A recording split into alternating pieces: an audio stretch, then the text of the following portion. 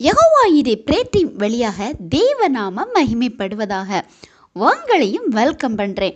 பிரியமானவர்களே, நம்ம நிறைய பேர் ஆண்டவரோடு ஜெபித்து துதித்து ஒரு இணக்கமான உறவோடு வாழ்ந்தாலும் ஏதேனும் பிரச்சனைகள் வழியாக கடந்து போகும்போது நிறைய பேர் தீர்க்கதரிசிகளை தேடுறோம். ஏன்னா நாம் நினைக்கிறோம், அவங்க ஜெபித்து எனக்கு ஏதாவது ஆண்டவருடைய வார்த்தையை சொல்ல மாட்டாங்களா என்று ஒரு ஏக்கம். நான் உங்ககிட்ட கேட்குறேன், என் ஆண்டவர் உங்கள் கூட பேச மாட்டாங்களா? நீங்கள் அவர் பிள்ளை இல்லையா? ஊழியக்காரர்கள் நமக்கு தேவை. ஆனால் நாம் செய்ய வேண்டியது செய்தால் ஆண்டவர் நம்மோடும் இடைபடுவாங்க. வேதத்தில் எலியா என்கிற தீர்க்கதரிசியை பார்த்தா அவரோடு ஆண்டவர் பேசுகிறாங்க, அவரை அற்புதமாக பயன்படுத்துகிறாங்க. காரணம் என்ன?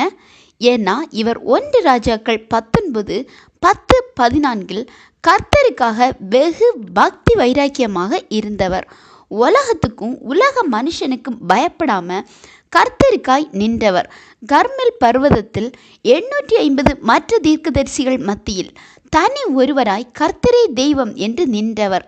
ரட்சிக்கப்பட்டு ஞானஸ்தானம் பெற்று அபிஷேகம் பெற்று அந்த அபிஷேகத்தை அப்படியே வைத்திருப்பதும் கனலான அதை அக்கினி பிழம்பாய் மாற்றுவதும் உங்கள் கையில் இருக்குது.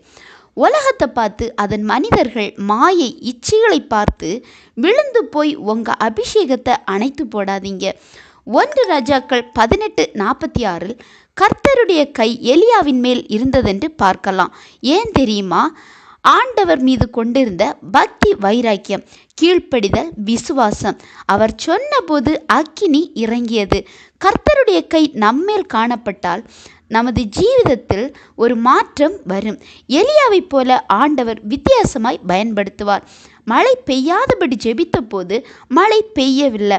ரதத்தில் ஏறிய ஆகாபுக்கு முன்பாக இஸ்ரேலுக்கு எலியா ஓடி போகிற அனுபவத்தை பார்க்கலாம்.